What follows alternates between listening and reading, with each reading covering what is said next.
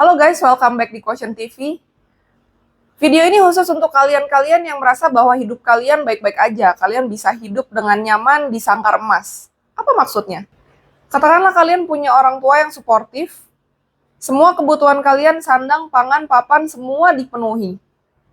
Kalian mau main? Silakan. Kalian mau dandan cantik? Beli makeup, skincare, baju bagus? Papa mama kasih. Atau katakanlah kalian udah menikah. Dan ternyata kalian beruntungnya punya suami yang suportif juga. Tiap bulan dikasih uang jajan, kebutuhan kalian semua, sandang, pangan, papan juga sama, dipenuhi. Atau kalau kalian beruntung, kalian bisa bikin usaha yang dimodalin juga sama suami. Pertama-tama aku mau ucapin dulu selamat ya. Kalian punya support system yang luar biasa. Punya orang tua baik, suami baik, keluarga baik, selamat. Di sini aku mau ajak kalian untuk berpikir, gimana kalau suatu saat nanti support system kalian itu pergi? Ya, ini aku ngomong kehidupan nyata ya. Namanya hidup pasti berputar. Suatu saat nanti kita nggak tahu usaha orang tua kita akan tetap stabil atau enggak. Dan yang pasti secara normal ya, umumnya mereka pergi lebih dulu daripada kita. Kita nggak pernah tahu bisnis suami kita akan terus jalan dengan lancar atau enggak. Kita nggak pernah tahu suami kita akan ada dalam kesehatan yang selalu sehat atau enggak. Kita nggak pernah tahu juga apakah suami kita ini akan setia. Bisa aja diambil orang kan. Nah, maka dari itu aku mau ajak kalian untuk berpikir untuk lebih kritis lagi sama diri sendiri. Terutama secara keuangan. Aku mau ajak kalian berpikir, kenapa sih perempuan itu harus mandiri secara finansial? Satu, itu untuk keamanan, kebebasan, dan stabilitas. Guys, uang itu bukan cuma untuk belanja. Uang itu bukan cuma untuk sekedar bayarin kita healing kemana. Uang itu bukan cuma untuk sekedar penuhin kebutuhan perut kita supaya kenyang. Uang itu juga bukan cuma sekedar untuk kebutuhan fisik kita bisa pakai baju bagus, kita bisa berteduh di atap yang bagus, di rumah yang bagus, bukan. Tapi lebih dari itu, uang itu sebetulnya bisa untuk kasih kita pilihan dalam hidup ini. Ada banyak perempuan di luar sana yang mereka nggak bisa keluar dari hubungan toksik. Udah di KDRT, udah diselingkuhin, tapi mereka nggak bisa keluar. Kenapa? Karena mereka terikat secara keuangan. Mereka punya anak yang harus diurus, dan kalau mereka keluar dari hubungan toksik itu, mereka nggak yakin dengan dirinya sendiri, mereka nggak tahu gimana caranya mereka untuk bertahan hidup. Maka dari itu penting, ini aku bilang ini sangat penting sekali soal uang ini. Itulah makanya kenapa perempuan-perempuan itu harus mandiri, harus berdaya, harus bisa untuk berdiri di atas kakinya sendiri meskipun mereka punya support system. Kalau kita sebagai perempuan punya kontrol atas keuangan kita sendiri, kita bisa tetap hidup nyaman tanpa harus bergantung sama orang lain. Kita nggak perlu takut kalau satu hari nanti support system kita meninggalkan kita. Yang kedua, kenapa perempuan harus mandiri secara finansial? Yaitu untuk perlindungan masa depan. Kita nggak bisa prediksi apa yang akan terjadi di masa depan. Kita nggak bisa terus mengandalkan bahwa orang tua kita akan terus ada, suami kita akan terus ada. Nggak bisa. Kalaupun kita punya anak, kita nggak bisa mengandalkan anak kita terus. Pernah terpikir nggak sih, kalau suatu saat nanti orang tua kita udah nggak ada, pasangan kita udah nggak ada, terus yang sisa siapa? Anak. Kalian mau terus bebanin anak? Untuk kalian yang hobinya bergantung sama orang, baik itu orang tua, pasangan, kalian pernah terpikir nggak sih, satu saat kalau mereka nggak ada bagaimana? Apakah kalian mau bergantung sama anak kalian? Apakah anak kalian nantinya satu saat nanti nggak akan kalian perbolehkan untuk punya kehidupan sendiri? Karena anak ini harus terus memenuhi kebutuhan kalian. Beruntung kalau kalian punya anak yang baik dan mampu untuk menghidupi kalian di hari tua. Tapi gimana kalau ternyata anak kalian pun nggak bisa mandiri secara keuangan?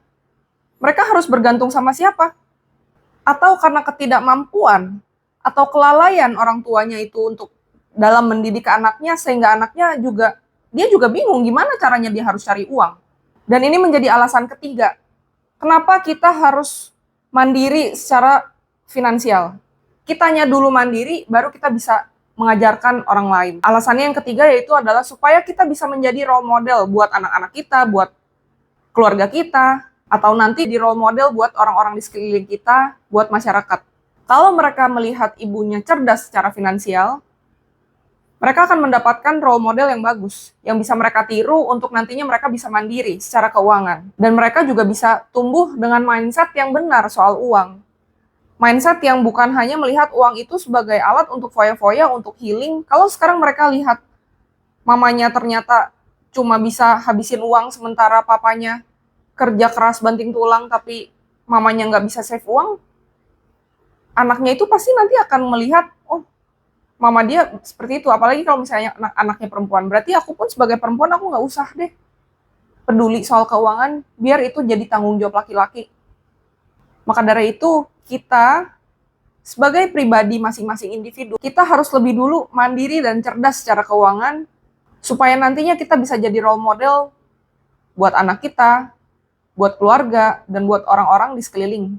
Terus gimana caranya supaya kita perempuan-perempuan ini bisa mandiri secara finansial? Karena aku tahu di luar sana mungkin ada banyak orang yang udah terbiasa hidup di provide dari keluarga, dari mama, papa, saudara, dan dari suami.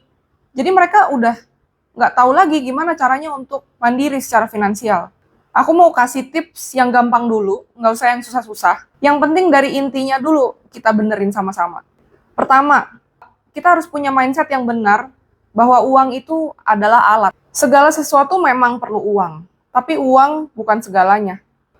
Uang adalah hamba yang baik, tapi tuan yang jahat. Apa maksudnya? Jadi kita harus betul-betul tahu bagaimana mengendalikan si uang ini. Jangan kita dikendalikan oleh uang. Oh, kalau aku punya banyak uang, aku mau beli ini, mau beli itu. Dia mau memenuhi segala keinginan dagingnya dia. Tapi justru disitulah kita harus hati-hati. Karena jangan sampai uang itu yang jadi mengendalikan kita, tapi kita yang harus mengendalikan uang. Caranya gimana? Ini masuk ke tips yang kedua, yaitu kita harus bisa mengelola keuangan kita dengan baik. Pahami cash flow kita, catat pemasukan dan pengeluaran, supaya nantinya kita tahu pergi kemana aja pengeluaran kita setiap bulan. Pergi kemana aja uang kita. Apakah kita pakai itu untuk sesuatu yang nggak berguna, yang konsumtif? Kemana larinya? Apakah perginya cuma untuk kebutuhan leher ke bawah? Apa maksudnya? Leher ke bawah itu artinya sesuatu yang konsumtif. Kita cuma peduli untuk makan, untuk beli baju, untuk kebutuhan keinginan kita, misalnya beli mobil, beli koleksi tas, beli koleksi sepatu, beli barang-barang yang konsumtif dan kurang berguna untuk masa depan kita. Atau apakah uang itu kita pakai untuk kebutuhan leher ke atas? Apa maksudnya? Leher ke atas ini isinya cuma kepala, cuma pikiran kita.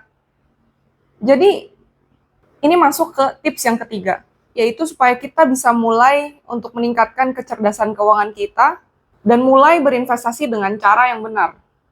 Ada banyak orang yang tahu kalau investasi itu penting, tapi mereka nggak tahu gimana caranya. Ada banyak orang yang datang ke kantor kita, mereka niatnya mau investasi, tapi ujung-ujungnya kena investasi bodong. Jujur ini sharing ya. Di kantor kita ada banyak orang yang datang, sebetulnya mindset mereka udah benar. Mereka sadar pentingnya investasi. Tapi sayangnya mereka jatuh ke instrumen investasi yang nggak tepat. Ujung-ujungnya kena investasi bodong. Lebih speechless lagi ketika tahu ternyata uang yang mereka pakai untuk investasi itu bukan dari sumber yang benar. Ternyata mereka pakai uang itu dari uang keluarganya, uang orang tuanya, atau dana darurat mereka. Nah, hal-hal yang seperti ini yang sangat sayang ya. Mindset yang betul seharusnya mereka juga bisa untuk memilih instrumen investasi yang tepat dan cara mengelola yang tepat juga. Di sini aku mau share ya, aku termasuk salah satu orang yang beruntung karena sebelumnya aku punya suami yang nggak pelit ilmu, yang mau ngajarin aku gimana caranya supaya aku bisa berdaya dan mandiri sebagai perempuan. Aku masih ingat waktu itu di penjara, Ko Alvin bilang, ini aku sakit, aku di penjara. Kalau sewaktu-waktu nanti terjadi sesuatu sama aku, kamu sama Kate, kalian harus bisa berdiri sendiri. Dan dari situlah setiap kali kita besukan ke tahanan, kita selalu bawa-bawa buku untuk belajar sama-sama di dalam tahanan. Kita bawa buku, kita bawa catatan, kita nggak bisa lihat real market saat itu. Ya kita cuma bisa berandai-andai, ini kalau harga pasar segini, kalian masuk di segini. Oke, tapi Dan itu jadi pengalaman yang berharga buat aku sama Kit. Dan pada akhirnya, kemudian kita paham, kita bisa tahu gimana caranya untuk berdiri di atas kaki kita sendiri. Jujur, aku diajarin sama Ko Alvin untuk trading options.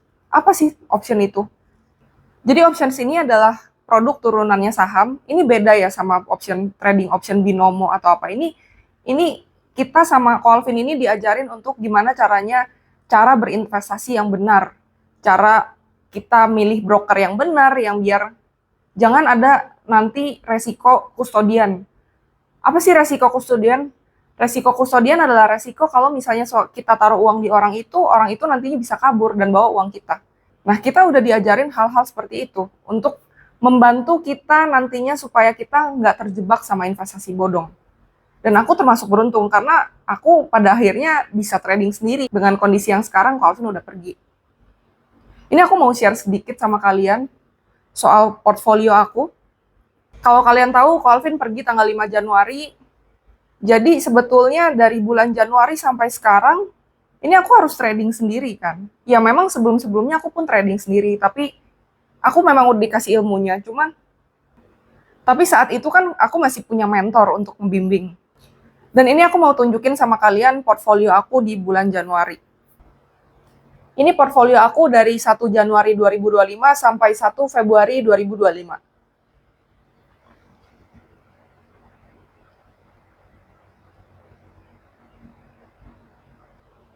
Bisa dilihat ya, aku masih dapat rate of return dari hasil aku trading itu sebesar 2,04%. Sekarang 2,04% selama sebulan berarti setahun kurang lebih 12%. Dan 12% pun ini aku dapat bukan setiap hari yang aku standby ngeliatin pasar saham, tapi aku hari-hari masih ngurusin kantor ini. Dan strategi yang aku pakai untuk mengelola uang aku sampai bisa mendapat rate of return 2% sebulan itu adalah strategi yang dipakai Ko Alvin. Selama belasan tahun dia main itu dan dia nggak pernah rugi. Jadi di sini aku cukup beruntung, aku bisa dapetin ilmu itu. Aku pun nggak kehilangan banyak waktu, aku masih bisa ngurusin kantor ini. Aku masih bisa ngurusin hal yang lain di siang hari. Di malam hari pun itu nggak terlalu menyita waktu. Dan aku pun diajarin sama Ko Alvin untuk jangan trading dengan mindset yang salah gitu. Dan di sini aku mau ajak kalian yang udah mulai sadar nih pentingnya kecerdasan keuangan buat kita perempuan. Sebagian orang lihat kita ini kaum lemah. Aku mau ajak kalian untuk sama-sama kita belajar. Kita akan buka kelas weekend ini di tanggal 8, 9, dan 10 Maret 2025. Slot terbatas. Aku nggak mau terlalu banyak orang yang ikut. Karena aku dan tim bisa fokus ngajarin kalian satu persatu sampai akhirnya kalian bisa untuk trading sendiri. Bagi yang tertarik, bisa silahkan hubungi nomor 08 111 09 44 89. Semoga apa yang udah aku share bisa jadi dampak positif buat kalian semua. Jangan lupa ingat, investasi leher ke atas itu lebih penting daripada investasi leher ke bawah. Sampai ketemu di video selanjutnya. Bye.